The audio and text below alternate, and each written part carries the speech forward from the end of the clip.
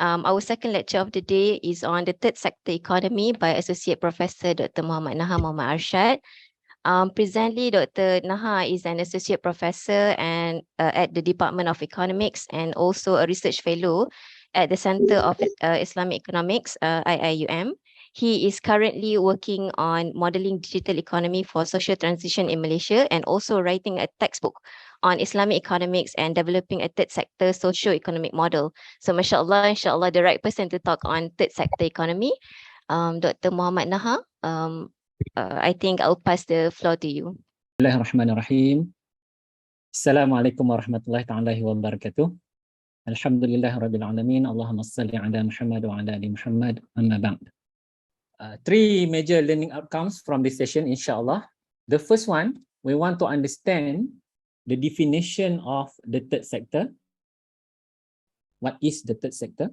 Basically, the idea of the third sector in the discussion, in economic discussion, is relatively new.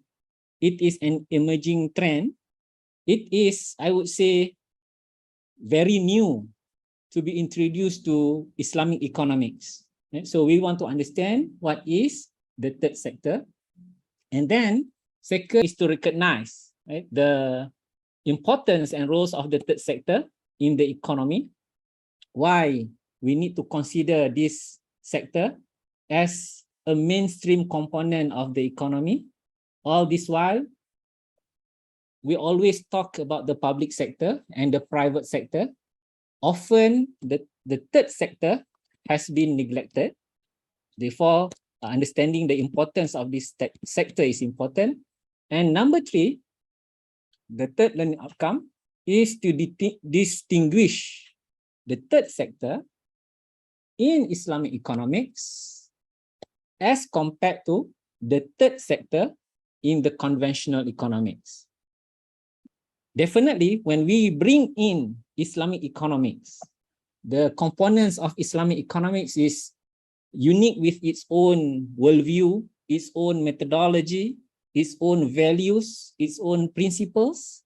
Therefore, the third sector itself will have certain distinct features, distinct characteristics as compared to the third sector that we may find in other systems, in other non-Muslim countries, for example. So that's basically the third learning outcomes that I have, right, for the discussion.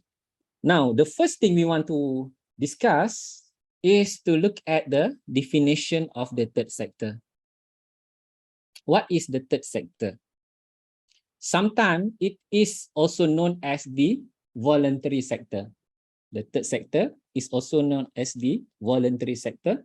The third sector basically involves organizations, and these organizations usually are neither public nor these organizations are business entities. You can imagine like the non-government organizations that represent a group of third sector organizations, NGOs, that represent a group. There are many other versions of the third sector. So the first way, if you want to define what is the third sector, basically it is a form of organization entities. Neither the organizations are public nor they are private or business entities. By business entities, that means this organization, in the definition also we can break it into the second part. It is the organizations, they are independent in the context that they are not dominated, being under the authority of, for example, the government agency or minister or ministry of the state. So they have their own independent way to conduct their activities, the third sector. And this third sector also, they are non-profit or not-for-profit. So here I put non-profit / not-for-profit as my second part of the definition of the third sector. Realize here that if we go to the literature about the third sector, certain scholars, they make clear distinction between non-profit and not-for-profit. I'm not going into this in detail, but just to give you some idea. In some writings, non-profit would mean that organization would provide more some sort like a public goods that is ready for kind of similarities and is much more refined group interests. Like mosque is more masses, right? Muslim, we can come in and pray, and mosque will conduct activities that is basically beneficial to the society at large. But for interest group, they are not for, they are more tuned to be under the not-for-profit organization. In some countries, they even go further, like providing rules. Right? For example, for non-profit, some country would allow for the non-profit organization to establish business entity.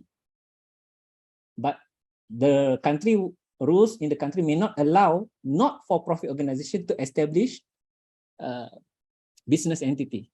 Right? So the point here is it is very convenient to consider non-profit and not-for-profit to be synonymous.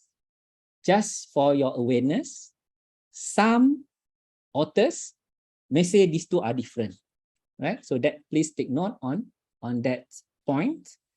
And then definitely when we say the third sector organization, it is a diverse and heterogeneous entities. Diverse here means there are many forms of third sector organizations. It can come in terms of non-government organizations with different missions, visions. It also, third sector organizations also can be representing hobby groups, right? Like superbike riders, they have their own association. Consumer association may have their own agenda to protect consumer rights, whatnot. Maybe you have some more ideas about what is third sector organization in your own areas. You can write in the comments, maybe just to let people know what sort of third sector organizations that you have in your mind at the moment. So chess club, that's more serving groups of people, small group of people to conduct that chess game activities. So these are three important components in the definition of the third sector organization. Moving to the next slide, right? Knowing that definition, now let's refine further our understanding on what is the third sector by looking at the characteristics of this organization. By characteristic here I put 5 important characteristics of the third sector. The first one, it should be organized. It is some form of organization.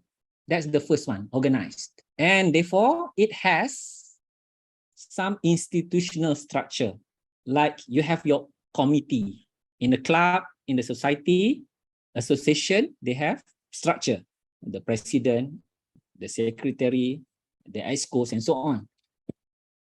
Therefore, from that first characteristics, realize here that in the literature, when we want to collect data to represent third sector organizations, usually activities, third sector activities or voluntary activities or charitable giving activities, usually they are excluded. They are not included. Activities, for example, if you may give donation, you may give individual donation, you may have your own taking care of orphan. Privately, you do it under no organization. In a more structured data collection of to monitor the activities of the third sector, your activity usually are not counted as third sector because it should be done under some form of organization. That's therefore important for us to realize. And then independent. It should have some degree of freedom, especially from the influence of the government. That's why we establish non-government organizations. That's why we have societies, and we want to conduct our own activities with our own agenda, our own vision and mission under that society. So that's the second characteristics of the third sector. And then non-profit distributing. Non-profit distributing refers to the nature of the third sector when they generate revenue. Let's say they collect revenue to conduct certain activities, and for that activities, they incur some costs. Revenue minus cost, you get profit. Let's say there are profits. That profit is not to be redistributed to the members, like giving dividends. It's another important characteristics of the third sector. I'm talking about pure third sector organization here. Right? Definitely, there are some different version of third sector that the profit, they may distribute dividend. But here, let's go to the most stringent or strict characteristic. Right? Non-profit distributing means any profit generated from the activities would be plowed back into that organization. You may think about wakaf or endowment funds. From activities generated, it is plowed back. IT, the International Institute of Islamic Thought, is a good example of third sector organization. Because if you look at all these characteristics later, you will find most of these characteristics you will find in the third sector, the IT. Right? Brother Shahran may know better on this. Right? Number 4, the characteristic of the third sector, self-governing, and this is related to being independent. They will have their own members deciding on the direction.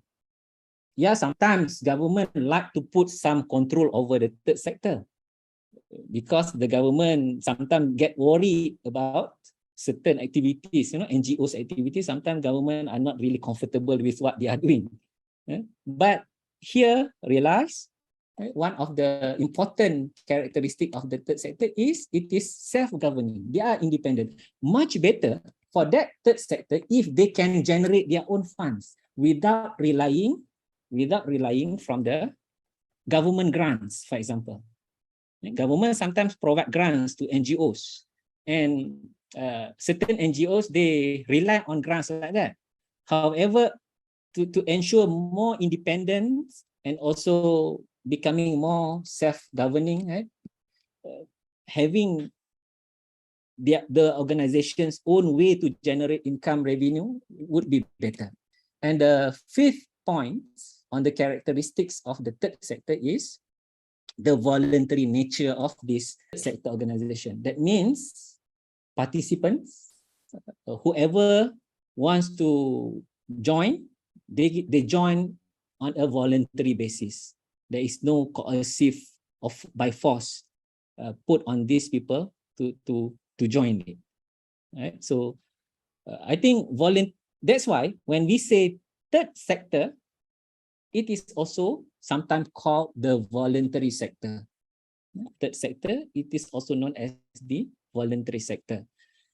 Two important components in the activities of the third sector. Number one, third sector usually involve charitable giving, whether in money or in kind. And then second one is third sector also involve voluntarism. You may not give money, but you volunteer to give your own skills, knowledge to the society, like providing free tuition. And when these activities of voluntarism and charitable giving are done under certain organization, that's where it's become a proper third sector definition. So I hope that's clear now on the concept. Now, here, when we know the definition of the third sector, these are some terms usually we will come across when we read books, papers, literature on the third sector. Yeah, the first one, it is called the third sector. You have the public sector, you have the private sector. Now, Today we will learn about the third sector. As I mentioned earlier, this sector also is known as the voluntary sector. So this is another name to the sector, the voluntary sector. And certain organizations in the third sector, they comes as a form of civil society movement. Today, there are many forms of civil society movement with their big agenda. Sometimes it's very political, sometimes it's more global, like people worry about the global warming. So there are some civil society movement. They become a big lobby groups, not just at the local government, but they lobby the United Nations, G7 countries, and so on. So that can come under the that name, right? Civil society movement. The third sector also, as I mentioned, appear as a form of not-for-profit or non-profit. I mentioned earlier, some authors or scholars, they would say these two are not similar. These two are not synonymous. All right. Last point on this slide is the nature of the third sector may come in the form of non-government organizations or NGOs. So here, if you look at all these terms, you may realize here that there are so many associations, clubs, societies that represent different group interests from, for example, I move to the next slide. Okay. Much more common if we look at the bottom of this pyramid, and as we go to the top of the pyramid, it's becoming more international and global. That's how I structure the hierarchy of this voluntary sector or third sector organizations here. At the bottom of the pyramid, we may participate in a more communal types of organizations or society. And this society may represent something related to our hobby or our sports, badminton club, chess club, reading clubs, right? So that's an organized form, right, to achieve some things. Most of these, the bottom organizations, right, in this pyramid, they are community-driven society. Community safety here, sometimes in our residential area, we form safety community groups, right, to patrol at night, for example, and we register these organizations. That's also serving that very communal interest. And also the NGOs, the society may represent culture or heritage association. Definitely you can think about something related to our religion, Islam. Maybe when we do Korban during Adil Adha, and that's come under, maybe under our mosque. In our mosque, there are some society that we form to look after the welfare of our Muslim brothers. And at the same time, there are activities conducted, such as to perform Korban every year. And so that's at a more lower level. And then at a much more higher level, this may come to the national level, national association level. For example, we may have consumer association that look after consumer affairs or welfare in that country, for example. The second one here, social enterprise. This is quite controversial to consider social enterprise as a third sector. But in a more relaxed definition, we can also consider social enterprise as a form of third sector organizations. Right? Some may disagree, but social enterprise is a form of business entity aimed to generate some profit to serve for certain social or environmental costs.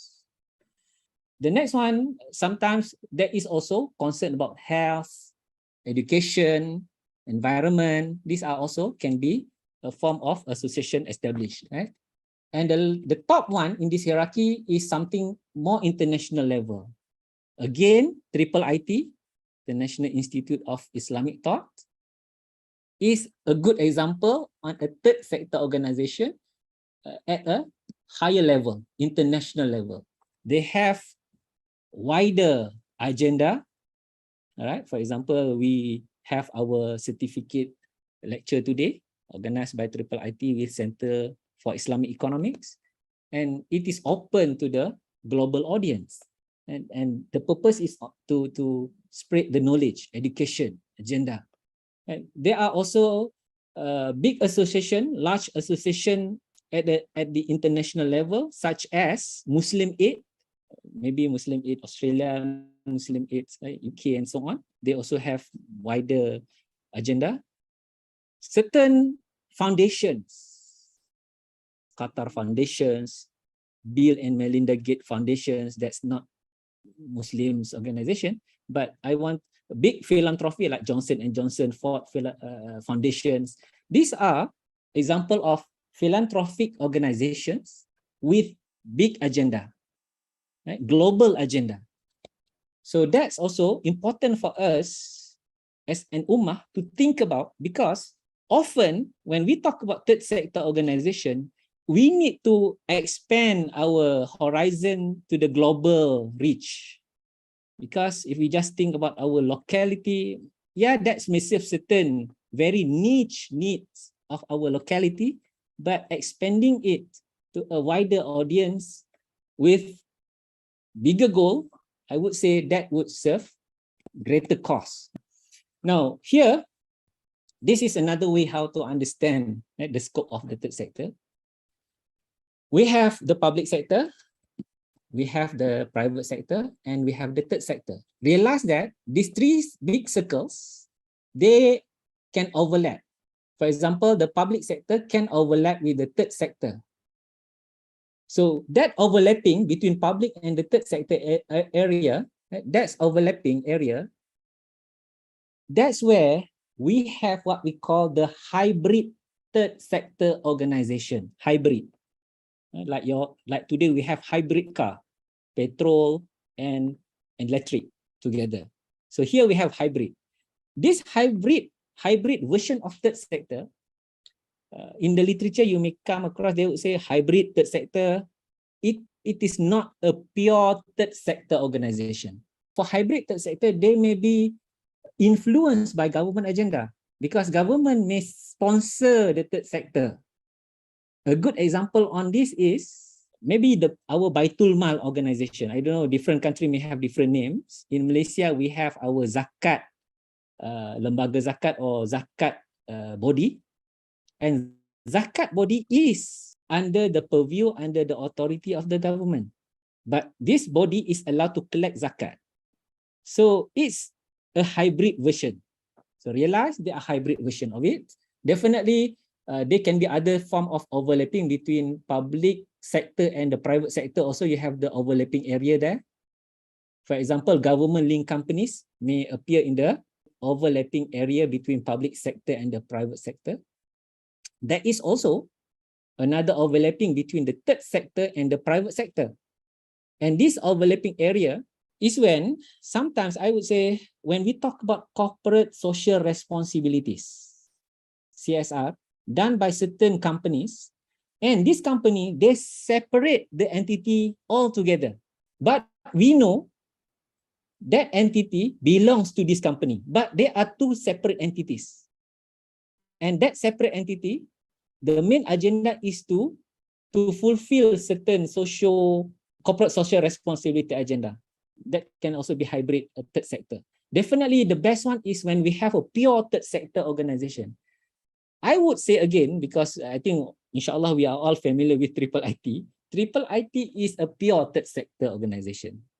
Definitely we have also, from this diagram, the middle area where you can see the intersection, the overlaps for all the three circles. This overlapping doesn't mean we will establish one unique entity. No, it means there can be a form of coordination that can integrate the three sectors to work together. A good example of this happened during the COVID-19 period. the government is too busy handling the pandemic, and then the private sector almost collapsed. The third sector becomes so active, right? Addressing problems in the society, basic needs, and so on. But coordination between the three are there. Right?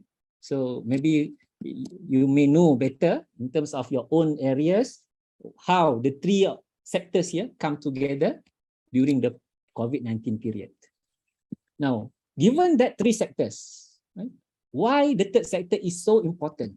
Realize here I put the shortcomings of the market and the shortcomings of the state, the government.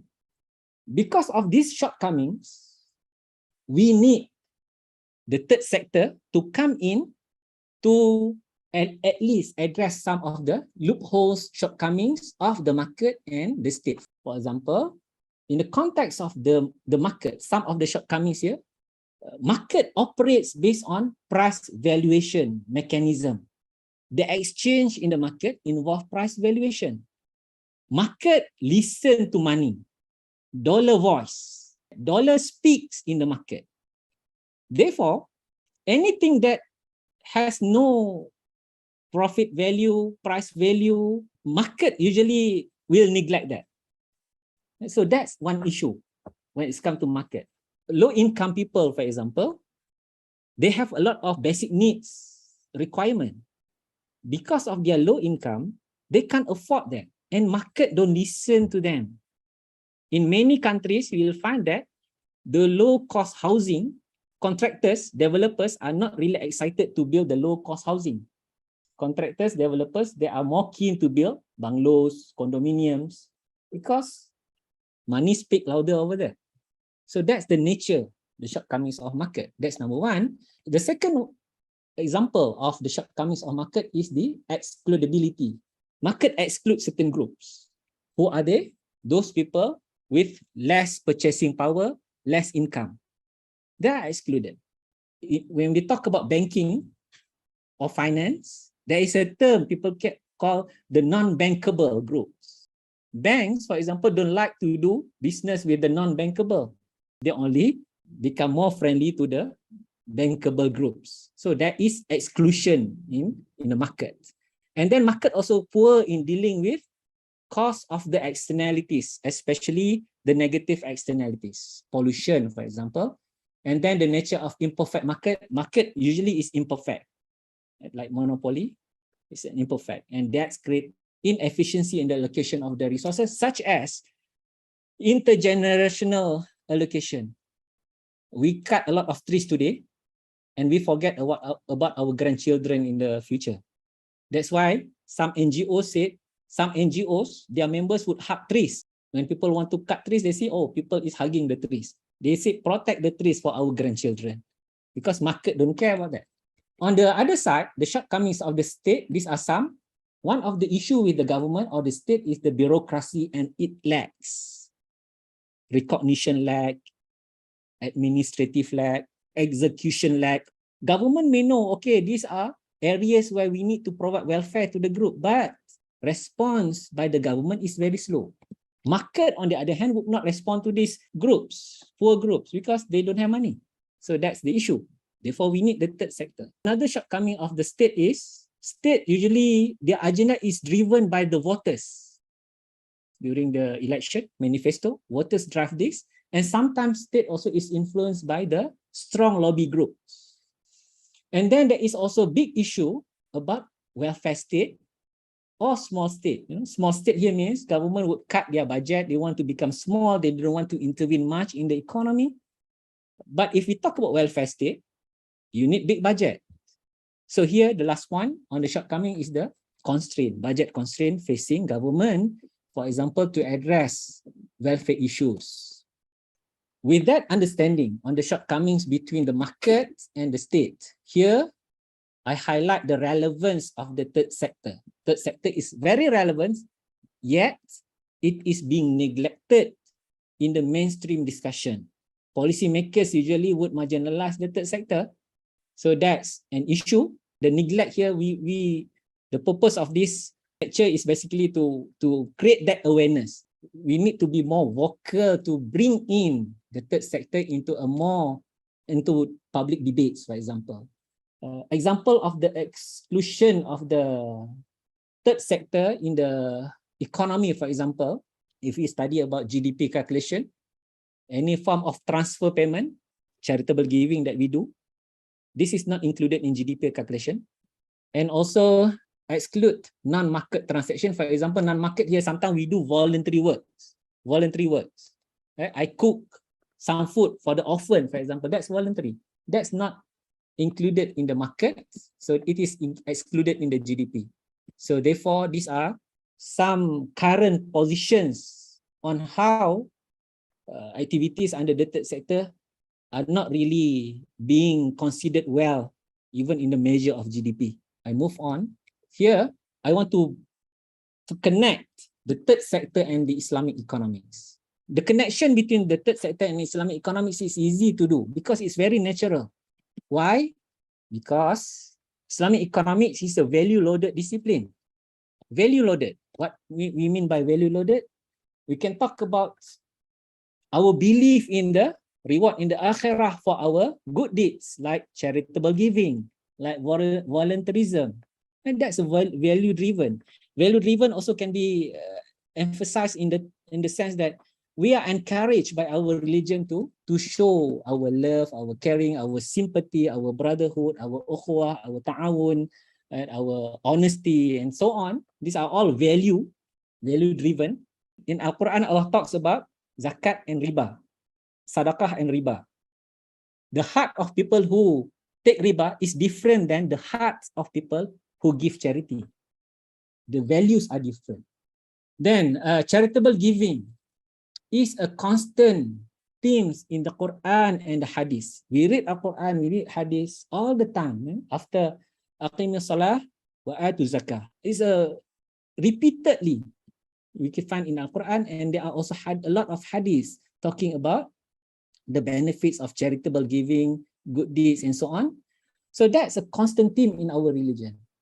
It's a third sector, if you like to see it. So then welfare is emphasized, is a central point in the discussion of Islamic economics. How to achieve welfare? Welfare is not just to be addressed by the government. Market idea of welfare is different. And the real way to understand welfare is through charitable giving and voluntarism, the third sector. And definitely when I say third sector and maqasid, if you remember the structure of the organization, and if you know about the maqasid, some organizations can have certain vision and mission to address some of the maqasid as-syariah on education, on life, on welfare, on wealth and progeny and so on. That can be organized properly. Religious social engagement here means that in our religion, again, I bring in the example of Qurban, we slaughter the animal during Eid al-Adha. That's natural, right? It's come natural. We need to get together as a jama'ah. And when we form a jama'ah, and we do it voluntarily, and if we can organize that, it's become a third sector. Waqaf, for example, is very popular now, and people are forming a lot of organizations based on that. I talk about value loaded. So here are examples of values, just to list some of them, and realize that on the other side, these are activities, right? Zakat, sadaqah, waqaf, qardul hasan, voluntarism, Islamic social finance. These can be activities that can be organized, and we can make it more formal by forming association and so on. Therefore, it's become a third sector by itself. To conclude, right? To conclude, we have looked at the definition of the third sector. It should not be neglected because of its importance in the economy. Islamic economics should be the place where the third sector can thrive. And I see that better theories on Islamic economics can be developed if we really consider this area very seriously. If you want to read more, here are some of my previous works related to the third sector. One of it is in Bahasa Melayu. The rest are all in English. I think my time is up.